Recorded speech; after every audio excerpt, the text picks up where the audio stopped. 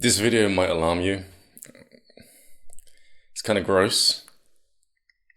I saw a lot of people showing their images, their pictures, so I thought, why not? Let me just throw in my two cents. Honestly, a lot of people are going to struggle with this for the simple reason that, well, you're going to find out. You're going to find out. But first, I need to tell you from the beginning. And in order for me to do that, I need to get some props, because this lighting situation may be good when I'm close up to the camera, but if I get further away, you can't really see that much. So I'll be back in a second. My story begins shirtless. Yeah, someone had an issue with me having a t-shirt on when I did a dry fast. You probably don't want to watch this video. No, I'm not big. I'm really not. I'm raw vegan. I don't eat any meat, and I have my head screwed on straight when it comes to the things that I'm putting into my body. I can gain body mass pretty easily when it comes to muscle mass, but fat, I have a very hard time building. Pretty much, yeah, my entire life I've never been fat. And it's really difficult for me to gain weight by just stuffing my face, and because I'm really health conscious, I'm not going to go out and eat a bunch of junk food. So where does this story begin, and what does it have to do with me building muscle mass? Well, now that I've moved into this place, I don't have the burden of being around people that are cooking cooked food or cooking a lot of meat. And I'm not bashing any meat eaters out there. It's just my body is really sensitive to that stuff now. It triggers me. I don't like it. My body doesn't like it. So it makes me feel sick. Not only that, but the great food even, that tempts me into eating. And a lot of you know that I'm into fasting. And I actually did a 6-day dry fast where I didn't eat or drink anything for 6 days. And on the 7th day, I broke it. Okay, that was incredibly difficult, seeing as I was living in a house full of 8 people that were cooking great food and also cooking the foods which didn't quite agree with me. So now that I'm in this place, I could eat really healthily, and I don't have to, have my taste buds mixed with the scent of other foods, so I can properly enjoy my food. Because of this, and because of the clean air out here, I live up north of England, I decided to just listen to my body a bit more, right? I mean, a lot of people nowadays don't do that at all. They listen to their taste buds up here. But when you move into the body and you really listen to what your body is saying when it comes to the foods that you're putting into your mouth and even the foods that you're crapping out your rectum, some foods just make you feel sick. And I noticed that sugar made me feel sick. It made me feel sluggish. Me naturally, because I've got diplomas in the body and in sport and nutrition, I know for a fact that certain people run off of fat, omega-3 fats, or in other words, ketones, and other people run off of sugars, fructose or the other toses.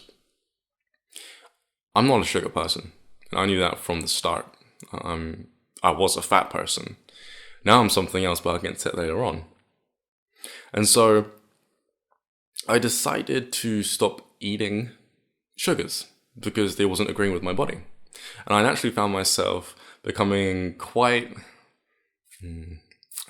not so much addicted. There was no addiction with this, but I was very into sour foods, still am into sour and bitter foods, not just grapefruits. Okay, when I say sour and bitter, I mean eating the papaya seeds rather than throwing them away.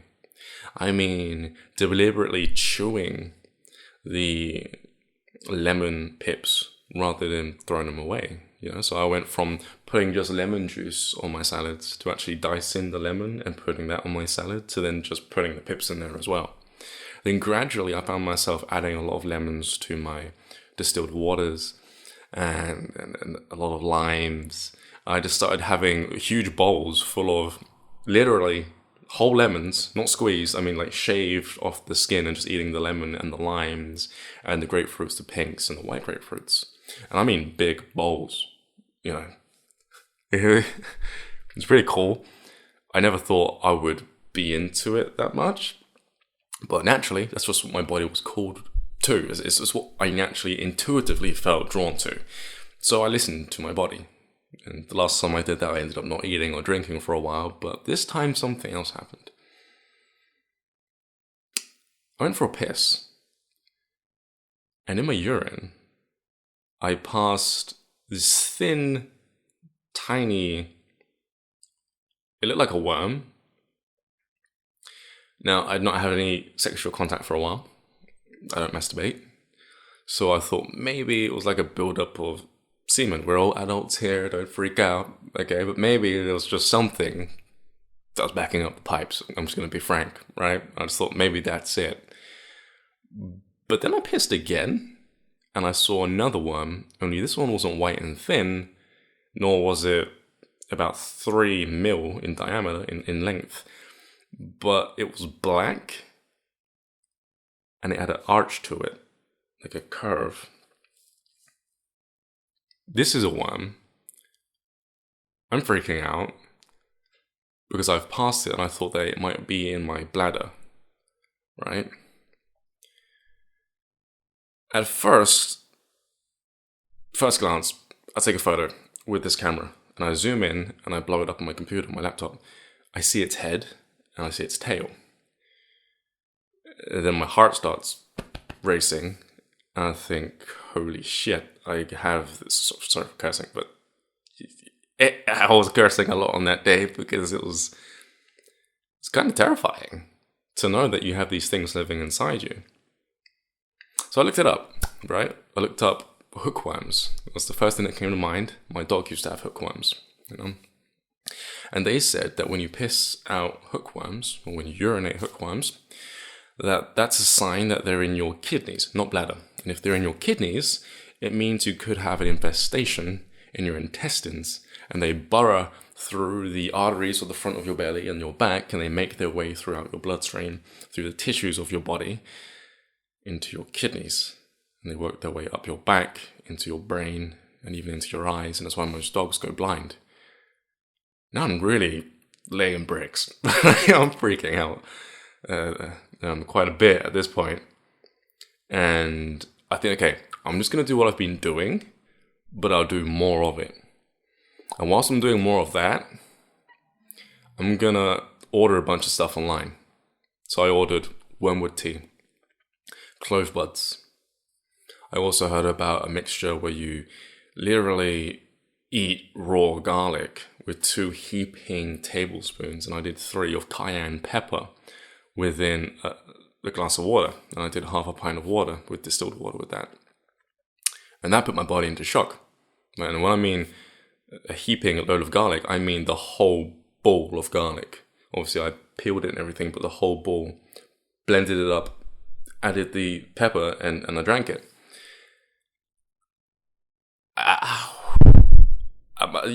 Jesus, I was on the floor sweating, and I was just like getting undressed because I was like panicking. My body was in shock. It just freaked out. It didn't know what was going on. And then I heard about this tip about breathing. You see, when you breathe really fast, it actually alkalinizes your blood. Now, from what I was experiencing internally, I think my body went into a high state of acidosis.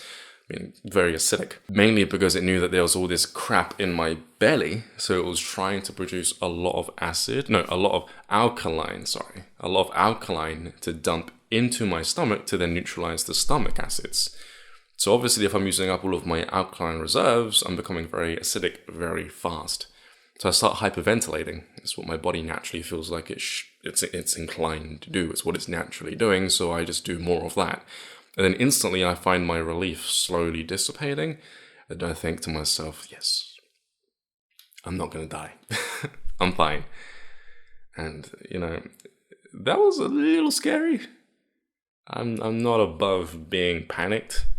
It's a natural response to feel fear when it comes to the physical body, especially when it comes to things like this. Anyway, the next day, my things arrive in the post, and I brew myself some wormwood tea. It's disgusting. It's incredibly bitter, and I go through 500 milliliters, which is about this much, okay? And it takes me, no joke, a whole day, because I'm sipping it and I don't want to drink it. I'm like some sort of kid, right? With his medicine. But then, the next morning, I sit on the loo and I see worms. And these ones are bigger than just 3 to 4 mil in diameter. These ones are like 1 inch to half an inch to 1 inch to 2 inches long. They're thin, they're see-through, and they're filled with crap, because that's what they eat, right? They hook onto your intestinal wall, and then they feed off your nutrients. Now, I might add, or reiterate once more, I'm raw vegan. I'm incredibly healthy. It shocked me, but it didn't. When I realized this one fact as to why most people have hookworms, and as to why it's mainly vegans that have these types of worms, especially if you're going about being alkaline, okay? When I was a kid, I had this fear of swimming in a lake, because I heard that if you swim in a still water lake, parasites will swim up your urethra and lay eggs in your bladder, and they'll work their way through your body.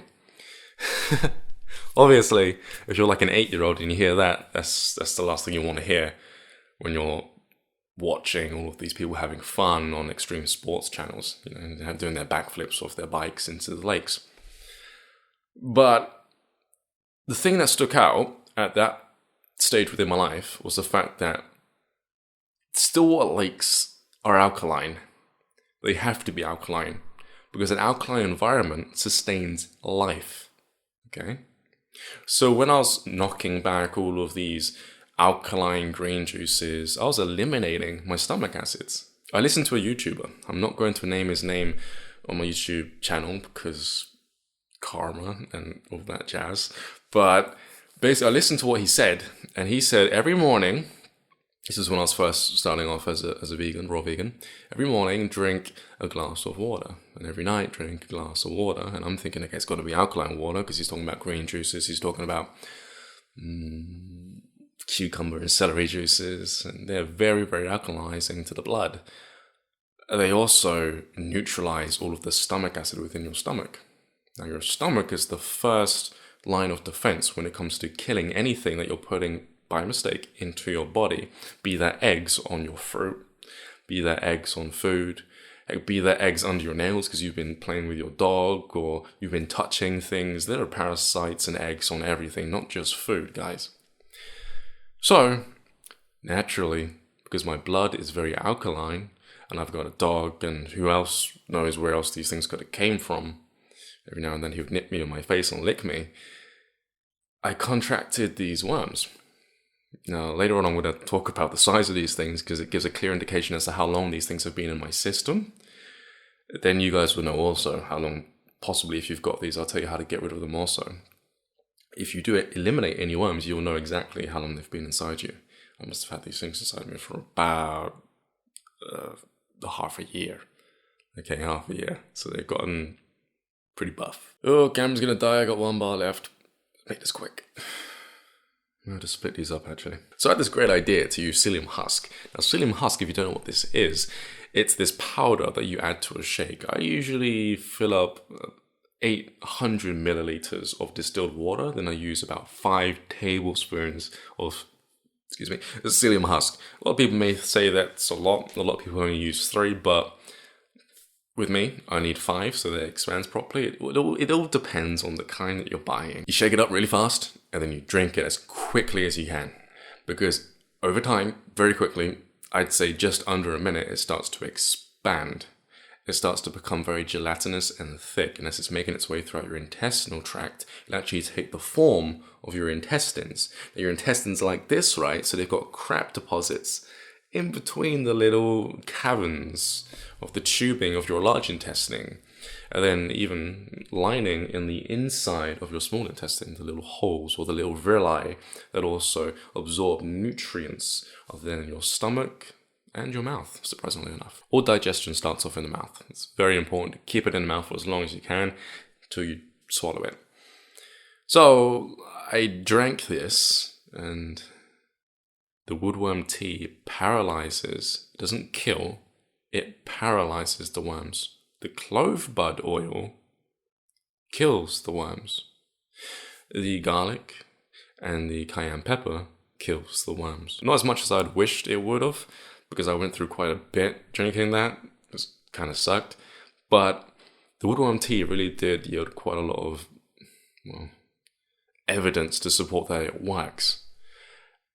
And the next morning, I go to the loo. I kid you not.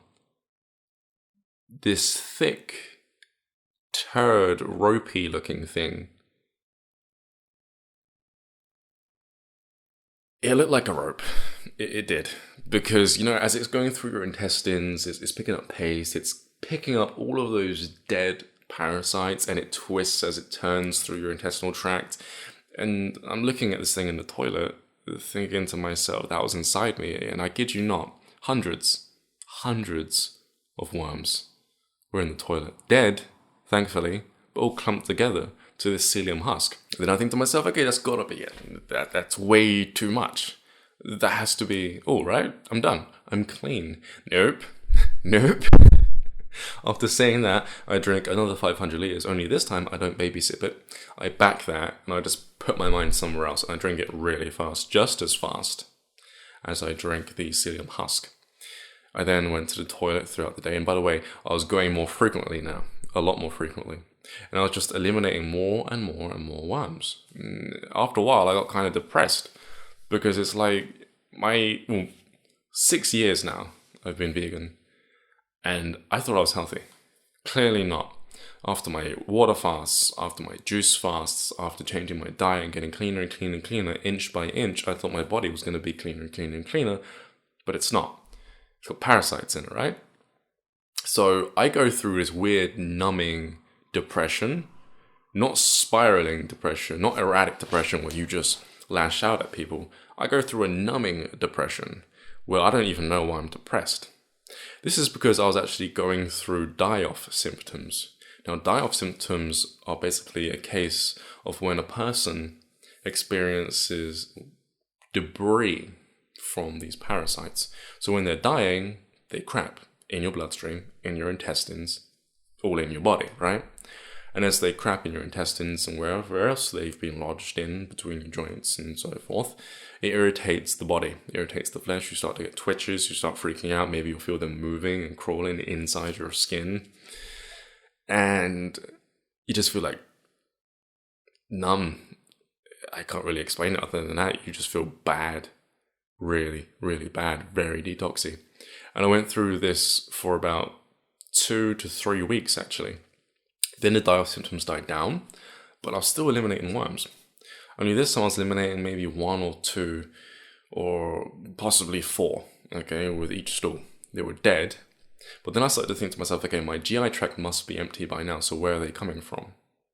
Then I heard about coffee enemas. Okay, now there's a lot of debate whether or not these things are safe to do. I have a lot of information pertaining to coffee enemas, but I'm not going to talk about it right here, right now, because it's already been a long video. I'm probably just going to title this Parasites and the Alkaline Diet, which is ridiculous. Your body has to be alkaline to a certain degree, but it'll always balance itself out. You don't have to force it to become alkaline. You just need to make sure you've got the right amount of acidic properties within the body, or acidic fluids, and the right amount of alkaline fluids within your body's stores, because your body does actually store certain types of liquids for certain organs. You're not all just one pH. Okay? It's very important to realize that. I knew that in school, just before I left school to go into college. And yeah, it's funny how I just completely disregarded all my knowledge because I transitioned into raw vegan. Now I'm more wise when it comes to my body. I don't just listen to what everyone's saying and think, okay, you're right. Now I actually do experiments. And I've been doing experiments for a while, but now I really do pay attention to my experiments. Like, I have to. I have to look at my stools, I have to look at my urine. And by the way, when I was drinking the tea, I was actually peeing out egg sacs. Okay? And egg sacs are like these little balls, these white balls, and they've got like these fingers coming out of them. And they're egg sacs, and I was constantly pissing egg sacs for weeks, okay? So I was really filled and just plagued with worms, and I had no idea. Signs of being infested with this stuff, these things, these parasites, these leeches. Well, one of which, fatigueness. I used to get really tired throughout the day, like really tired. I'd wake up and feel drained. Not only that, but food, you feel really malnourished because obviously they're stealing all your nutrients. And I know a lot of people think, well, there's only a few worms inside of me. How much can they actually steal? You'd be surprised. The amount I pooed out, yeah, they must have stolen a lot, because it actually got to the point guys, where after I was doing my coffee enemas, I was just eliminating worms, balls of worms now. And these worms were different. They were about this long. I actually took photos of these guys, right? Maybe about that long. Clumps, just clumps, not even. Yep, camera died. As predicted. So I got really clean. Really, really clean. Thank you, Animus.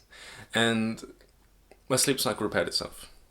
Not only that, but I was able to stay up all throughout the day with constant energy. And this wasn't because of the caffeine, I promise you. I know what it's like to be stimulated by caffeine orally when you drink it that way.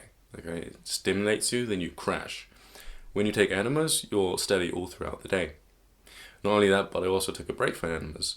And again, I was steady throughout the entire day. So I was able to pull more nutrients from my food, and I kid you not, I had this one meal. It was so dark and nutriently dense that usually when I had the parasites, I would go to the loo and it would keep its color. It would be green, right? This time, I went to the toilet after this huge meal and it was stripped of all color. It was void in nutrients. I mean, I had chlorella in there, spirulina in there, I had maca, chia seeds. I had a lot of stuff in there, like things with huge names. It was really, really dark green. It tasted like I just ate out of a field. And then when I looked at my stool, it was stripped of all color because my body was that good. And I know a lot of people probably saying, yeah, but you're just lacking in the bile and in the other waste matter. Yeah, that's true because of all the enemas. But one thing stands as a fact. My body was able to adequately strip everything out of it because of the voidness in color, whereas before I would just pass things through which would float and they would retain its color, retain most of its nutritional value. The body, my intestines weren't operating properly.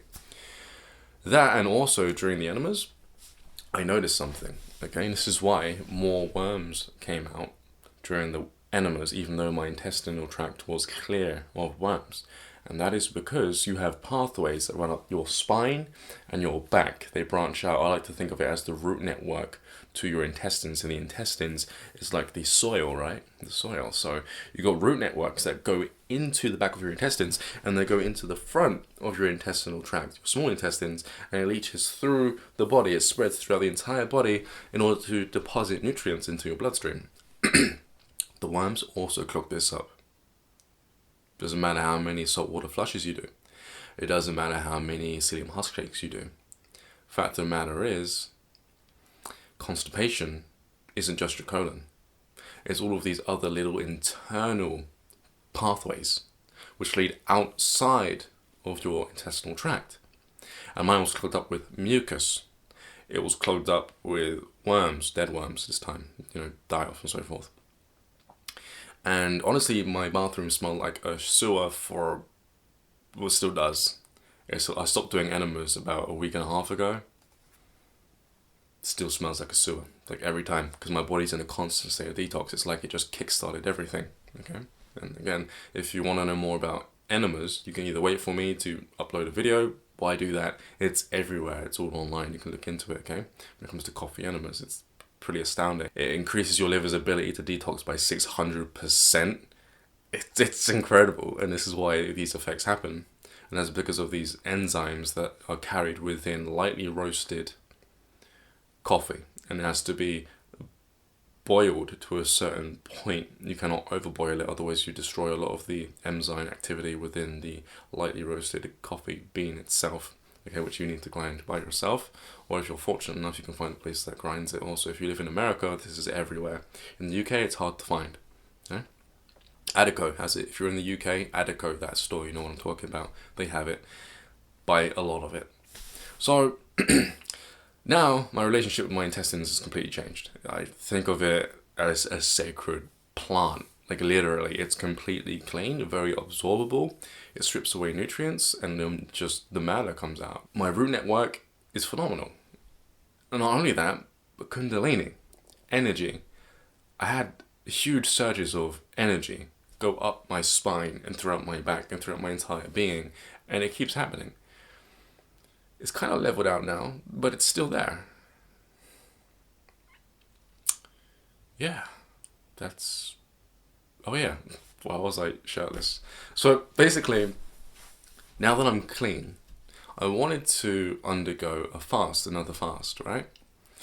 And usually, because I can retain muscle mass for so long and because I can build it so quickly, now what I've decided to do is, like I planned to do last year when you first saw my dry fast, I built up my body again with plant-based muscle tissue.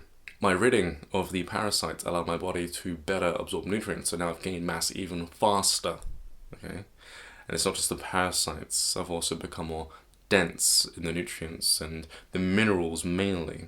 And when I say nutrients and minerals, I don't mean protein. I mean the amino acids that create protein. Everything I put into my body are its basics, its basic structure, and I put that into my body, and then my body assimilates it into protein. So I really do know a lot when it comes to what protein actually is. I'd say I know more than a fair share of a lot of people. Not unless they're also vegan and they do bodybuilding. They'll know possibly even more than me, or at least on the same level. And that is only because of trial and error. I've been brought up through school and college with this knowledge, and I even ventured outside into other Eastern societies and how they eat, and also delved into the vegan community and so forth in order to gain muscle mass. And I do a lot of experimentation on my body. That's just how I am. I experiment, like I really do experiment. So it's just the way I am. And that's been my journey. I've gotten to a certain weight that I'm comfortable with. At some point I would like to fast and just lose it all again to get back to my normal size, because I like being small, I don't like being big, I don't like being muscly. It may sound crazy to most people, but again, if you understand the psychological effects muscles have and higher levels of testosterone have on the psyche, you too would most likely not want to work out as often as I do. And that's not even that often. I work out once every 5 days. So, and it's part of my regimen. So yeah, guys, if you're into the alkaline, I guess you say myth, your body won't go above 7.5 pH when it comes to the alkalinity of your blood. Your skin is acidic, okay? Your skin's acidic. Your stomach acids have to be below 0.2 in order to digest food. If your stomach acids are not below 0.2, you're in trouble. You're not going to be able to strip away the nutrients within your stomach. There are also certain pHs of the kidneys and the liver and other organs, especially the glands. One more thing before we close down. I also upped my game. Whilst I was building more muscle because I could now absorb all this